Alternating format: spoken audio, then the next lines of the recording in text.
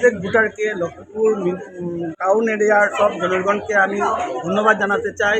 ওনারা যেভাবে মোদিজির 10 বছরের কার্যকালের পরিপ্রেক্ষিতে যেভাবে উৎসাহিত হয়ে সকাল 7টা থেকে প্রত্যেকটা এখানে 4টা বুথ সেন্টার আছে, 4টা বুথ সেন্টারে বিপুল সংখ্যকভাবে এত ভিড় জমছে। এখন অবধি আপনি ক্যামেরাটা ঘুরালে দেখতে পারবেন, আরও সেটা চলবে, নট আউট 7টা 7:30 অবধি চলবে। লোকেরা উৎসাহিত, নিজেরা উৎসাহিত হয়ে এসে এবার ভোট দিচ্ছে। এটা আমরা ওদেরকে দিয়ে বলতেও হচ্ছে না, কিন্তু ওরা দলে দলে এসে ভোটের জন্য হয়েছে।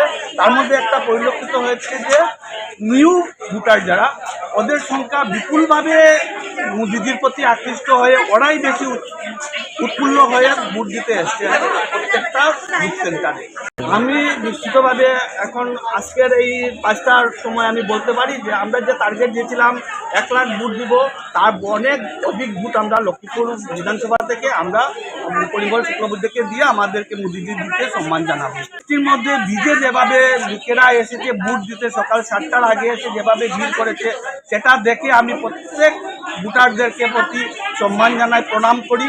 এদের এই উৎসাহ যাতে সবসময় থাকে, এবং সেটা হয়েছে মোদিজির জন্য ওরা পাগল হয়ে আছে। সবাই মোদিজিকে একটা কিছু ধন্যবাদ দেওয়ার একটা চান্স পেয়েছে, সেটা হচ্ছে আজকের এই ভোট দেওয়ার তৃতীয়বারের জন্য আমরা কী করে মোদিজিকে সিটে বসাতে পারি, এই আশা নিয়ে, এই উৎসাহ নিয়ে ওরা এসছে যে মোদিজি আমাদের দেশকে আরও এগিয়ে নিয়ে যাবেন। বিকশিত ভারত যেটা হয়েছে 47 মধ্যে ভারত একটা জগৎ সেবার শ্রেষ্ঠ আসনে নেবে, সবার এই চিন্তাধারা নিয়ে মোদিজিকে তার টাইমে আমরা সেই আসনে বসাতে যাচ্ছি। আপনারা দেখছেন আজকের Barak, a house of Adrija digital media.